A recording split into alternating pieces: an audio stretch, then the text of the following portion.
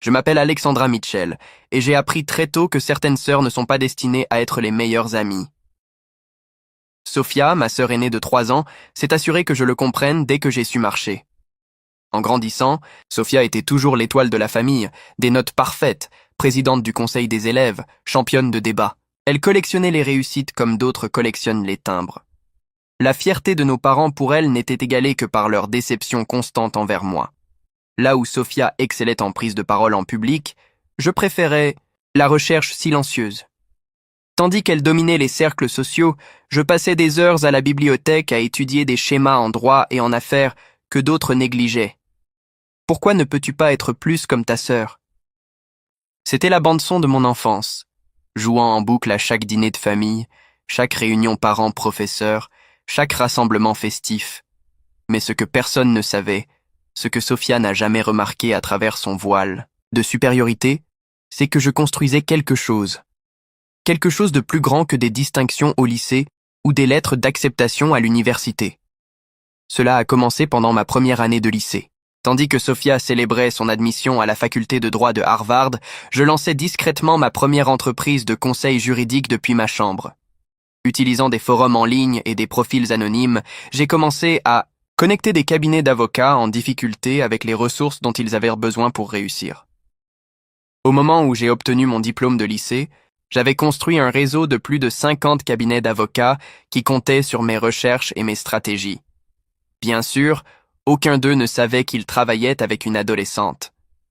Je ne te comprends tout simplement pas, Alexandra, soupira ma mère lors de ma remise de diplôme. Sophia va à Harvard, et toi, tu prends une année sabbatique pour réfléchir. Qu'y a-t-il à réfléchir? Je ne leur ai pas dit que mon année sabbatique était en réalité la première phase de mon plan d'expansion commerciale. Je n'ai pas mentionné que le compte d'épargne modeste qu'ils pensaient que j'avais approchait en réalité les 7 chiffres.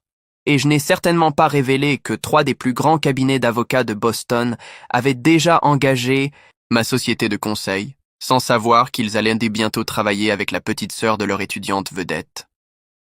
Sophia s'épanouissait à Harvard. Bien sûr, chaque pause de vacances apportait de nouvelles histoires de son succès, de nouvelles raisons pour nos parents de rayonner de fierté. Pendant ce temps, je construisais mon empire en silence.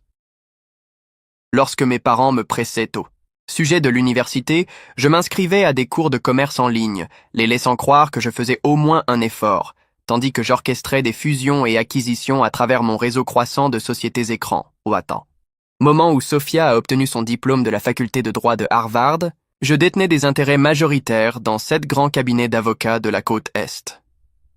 Ma société, Mitchell Strategic Solutions, était devenue la force invisible derrière certaines des pratiques juridiques les plus prospères du pays.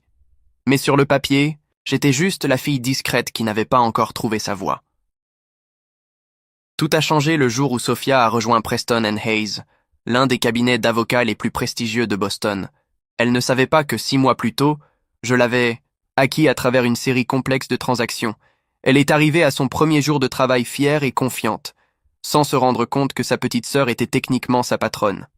« Tu devrais voir mon bureau, Alex », se vanta-t-elle lors d'un dîner de famille. Bureau d'angle, personnel complet, voie vers l'association dans 5 ans. Que fais-tu ces jours-ci? Toujours avec cette petite entreprise de conseil?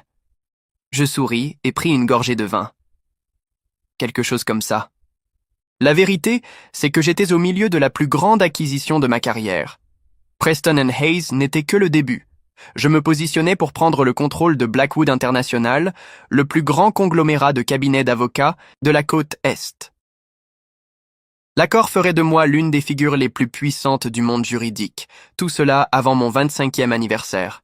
Mais Sophia ne pouvait pas s'en empêcher. Elle devait maintenir sa position d'histoire à succès de la famille. C'est pourquoi, lorsque j'ai rencontré James Walker lors d'un gala de charité, elle a essayé de revendiquer son territoire. Il vient de l'une des plus anciennes familles de Boston, dit-elle à notre mère, assez fort pour que je l'entende.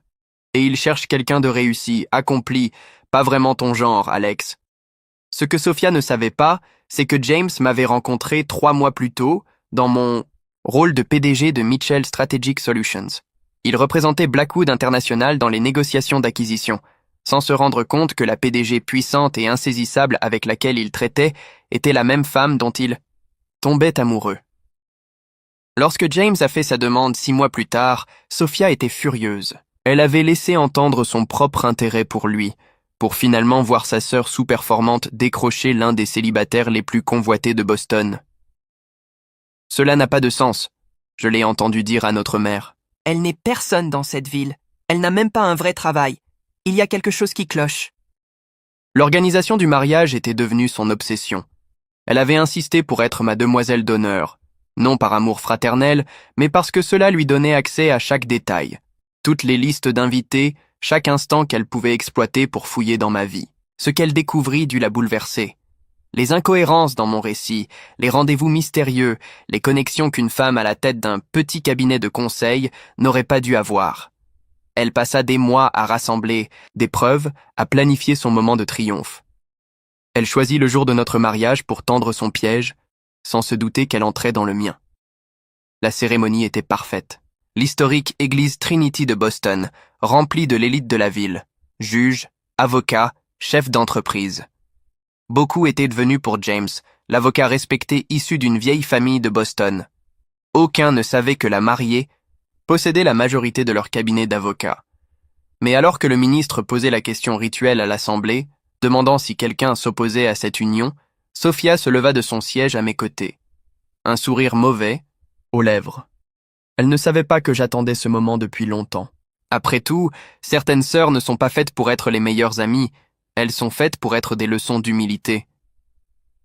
Si quelqu'un connaît une raison pour laquelle ces deux personnes ne devraient pas être unies par les liens du mariage, qu'il parle maintenant ou se taise à jamais. Ces mots traditionnels résonnèrent dans l'air solennel de Trinity Church, suspendus un instant, avant que Sophia ne se lève, sa robe bleue de demoiselle d'honneur bruissant alors qu'elle s'avançait. Le sourire en coin qu'elle arborait trahissait son impatience. Elle attendait ce moment depuis des mois. « En fait, » annonça-t-elle d'une voix qui fendit le silence stupéfait, « j'ai quelque chose à dire. » Notre mère poussa un cri. James me serra la main. Mais moi, je restais calme. J'avais prévu cette éventualité. Avant que cette farce n'aille plus loin, déclara Sophia en sortant un dossier de derrière son bouquet. Tout le monde ici mérite de connaître la vérité sur Alexandra Mitchell. Elle ouvrit le dossier avec un sens théâtral consommé. Ma sœur vous ment depuis le début. Elle n'est pas la simple consultante en affaires qu'elle prétend être. Elle agit sous de faux prétextes, infiltre des cabinets juridiques, manipule son chemin vers des accords commerciaux. Des murmures parcoururent l'église. Au premier rang, le visage de notre père était devenu cramoisi de honte. Notre mère semblait sur le point de s'évanouir. « J'ai des preuves », poursuivit Sophia, se régalant de l'attention. Des relevés bancaires montrant des transactions suspectes. Des sociétés écrans qui mènent toutes à elle. Elle a trompé tout le monde, y compris son fiancé. Elle se tourna vers James. « Saviez-vous que votre épouse n'est pas celle qu'elle prétend être ? Que pendant que vous travailliez sur l'acquisition de Blackwood International. » C'est moi qui l'orchestrais, la coupai-je d'une voix calme. Sophia hésita un instant, mais reprit. Elle n'est pas qualifiée pour diriger toutes ces entreprises. Elle n'est même jamais allée à la faculté de droit. C'est vrai, dis-je en me levant dans ma robe de mariée. Je ne suis jamais allé à la fac de droit. Je sortis mon téléphone et ouvris un email. J'étais trop occupé à bâtir un empire.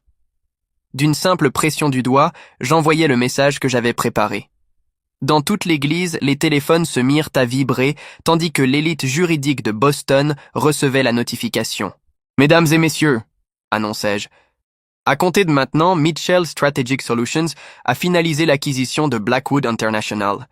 Cette fusion fait de nous la plus grande société de services juridiques de toute la Nouvelle-Angleterre. » Le visage de Sophia devint livide.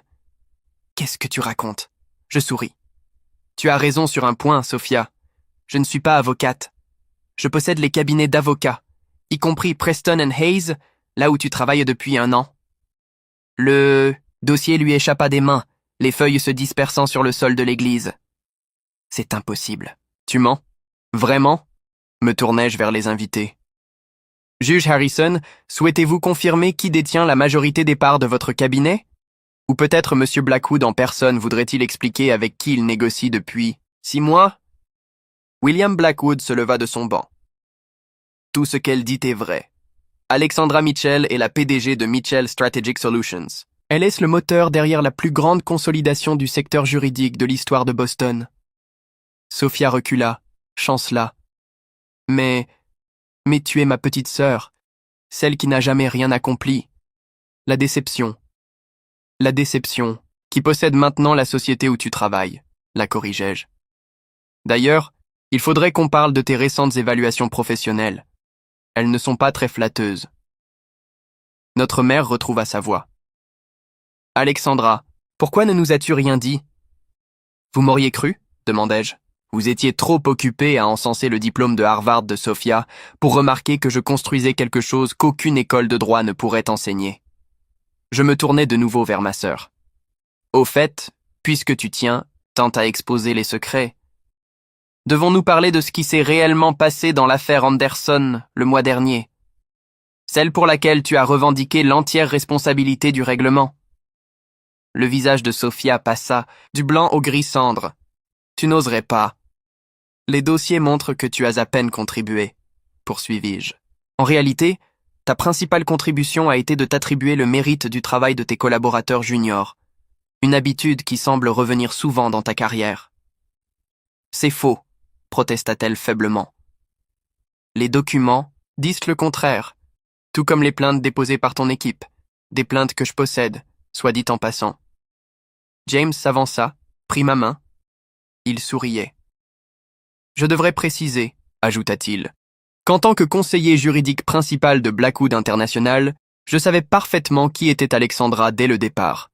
Nous nous sommes rencontrés lors des premières négociations de fusion, bien avant ce gala caritatif où tu as tenté de me mettre en garde contre elle. Sophia regarda autour d'elle, cherchant désespérément un soutien, mais il n'y avait plus d'alliés. Les plus grands esprits juridiques de la ville acquiesçaient en silence. Ils avaient tous traité avec Mitchell Strategic Solutions, même s'ils ignoraient jusqu'à aujourd'hui l'identité de sa fondatrice.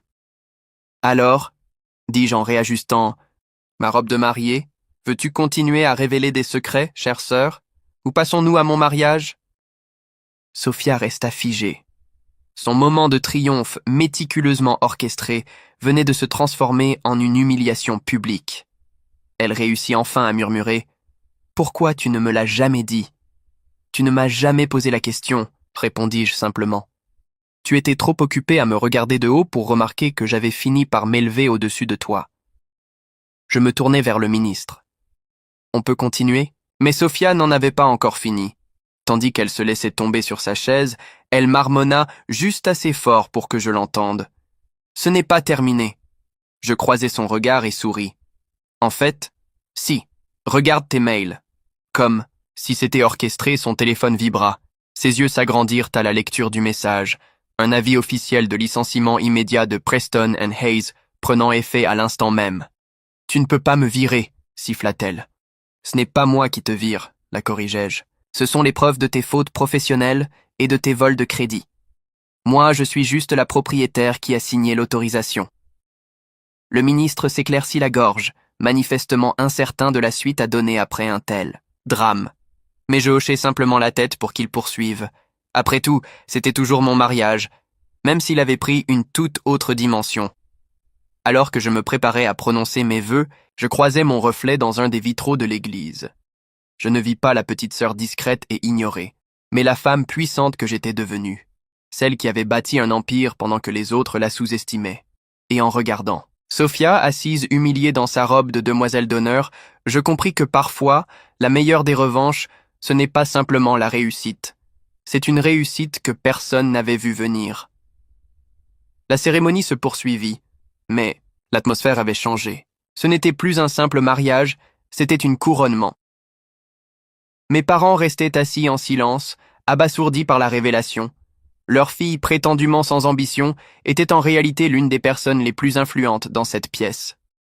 En prononçant « je le veux », je ne pus m'empêcher de penser à quel point il était juste que ce jour de mariage soit aussi celui où je sortais enfin de l'ombre. Après tout, quoi de mieux pour entamer une nouvelle vie que de révéler sa véritable puissance, mais, même en célébrant, je savais que ce n'était que le début. Les mots de Sophia « ce n'est pas terminé » résonnaient encore en moi. Elle avait toujours été compétitive, rancunière. Elle ne digérerait pas une telle humiliation. Ce qu'elle ignorait, c'est que je comptais justement là-dessus. La réception au Boston Harbor Hotel aurait dû être la célébration parfaite. À la place, elle devint le champ de bataille de la prochaine phase de la guerre que Sophia avait lancée contre moi. Je n'avais même pas terminé ma première danse avec James que mon téléphone vibra, saturé de messages urgents. Sophia était allée directement de l'église aux médias, tentant de faire circuler une histoire de fraude d'entreprise et d'espionnage industriel. Mitchell Strategic Solutions, un empire bâti sur la tromperie, où il disait le titre de l'article qu'elle avait réussi à faire publier dans une revue économique en ligne. Une diplômée de Harvard dénonce l'empire frauduleux de sa sœur. Je souris, tendant l'article à James. Il haussa un sourcil. « Elle ne sait vraiment pas quand s'arrêter, hein ?»« Non, répondis-je. Mais j'étais prête pour ça aussi. » Je fis un signe discret à Catherine, ma directrice des opérations, qui attendait patiemment près du bar. Elle se mit aussitôt à passer des appels. En moins d'une heure, tous les grands médias de Boston reçurent un dossier de presse complet démontrant la parfaite légalité de la montée en puissance de Mitchell Strategic Solutions, avec tous les documents réglementaires et les preuves de conformité. Mais Sophia n'en avait pas terminé. Tandis que les invités bavardaient autour de coupes de champagne et de petits fours, elle circulait dans la salle, chuchotant à l'oreille de figures influentes du monde juridique. De Boston. « Tu savais qu'elle enregistrait vos conversations privées ?» L'entendis-je glisser au juge Harrison.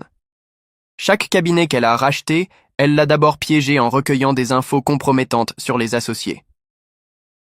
Ce qu'elle ignorait, c'est que chacun de ses interlocuteurs avait déjà reçu un message de ma part, les mettant en garde contre ses tentatives désespérées pour sauver sa réputation. Le point de rupture arriva lorsqu'elle s'adressa directement à William Blackwood. « Monsieur Blackwood, dit-elle d'une voix assez forte pour attirer l'attention, j'ai des preuves que ma sœur vous a fait chanter pour obtenir cette fusion. Elle a menacé de révéler vos comptes offshore. » La salle se figea. Blackwood la fixa un long moment. Puis il éclata de rire. « Mademoiselle Mitchell, ou devrais-je dire, ex-avocate Mitchell, votre sœur ne m'a jamais fait chanter. En fait, c'est elle qui m'a aidé à légaliser ses comptes l'année dernière, économisant à mon entreprise des millions en amendes potentielles.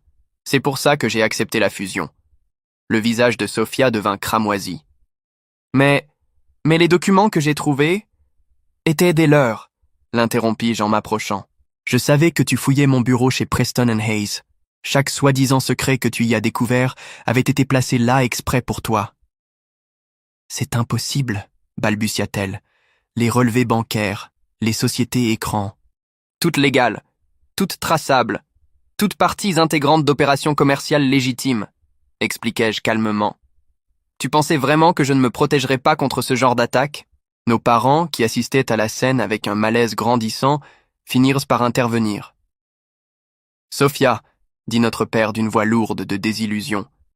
Ça suffit, mais elle ne voulait toujours pas lâcher prise. Elle sortit son téléphone, les mains tremblantes. J'ai encore des preuves, des enregistrements de tes réunions, des documents que j'ai copiés. En réalité, intervint James, tu n'en as plus. En tant que conseiller juridique de Blackwood International, je dois t'informer que retirer des documents confidentiels de Preston & Hayes constitue une rupture grave de contrat, sans parler d'une violation du code de déontologie du barreau. Sophia devint livide. Tu n'oserais pas me dénoncer au barreau. Je n'ai pas besoin d'oser, répondis-je doucement. Tes agissements aujourd'hui, avoir tenté de faire échouer une fusion légale avec de fausses accusations, voler des documents confidentiels, manipuler les médias, m'obligent légalement à te dénoncer. En tant que propriétaire, de Preston & Hayes, c'est mon devoir. Tu bluffes, murmura-t-elle, mais sa voix tremblait. Je sortis mon propre téléphone et lui montrai l'écran. Une plainte formelle prête à être envoyée à l'ordre des avocats du Massachusetts. Dernière chance, Sophia, pars maintenant, quitte Boston, accepte la prime de départ que je suis encore prête à t'offrir et reconstruis-toi ailleurs. Tu es en train de détruire ma carrière, protesta-t-elle. Non, intervint soudain notre mère. C'est toi qui l'as fait. Toutes ces années, tu étais tellement obsédée à prouver que tu valais mieux qu'Alexandra que tu n'as même pas vu qu'elle était devenue meilleure que toi. Sophia regarda autour d'elle et comprit enfin. Les puissants qu'elle avait tenté de retourner contre moi acquiesçaient tous, Sa tentative de coup d'éclat s'était retournée contre elle. « Très bien, cracha-t-elle. Tu as gagné. Tu jouais depuis toujours à un jeu plus long que... Le mien, pas vrai ?»« La différence, répondis-je, c'est que je jouais pour gagner.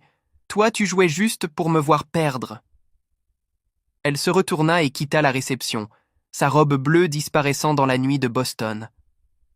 Lorsque la porte se referma derrière elle, je ressentis un étrange mélange de triomphe et de tristesse. « Tu vas bien ?» demanda doucement James. Je serrai sa main. « Oui, il fallait que ça se termine ainsi. » Nos parents s'approchèrent, encore sous le choc, mais fiers. « On n'avait aucune idée, » dit mon père. « Pendant toutes ces années, vous avez vu ce... » « Que vous vouliez voir, répondis-je. Sophia était l'étoile. Moi, j'étais la déception. Cela m'a permis de bâtir quelque chose d'extraordinaire pendant que tout le monde regardait ailleurs. Le reste de la réception passa dans un flou de félicitations et de célébrations.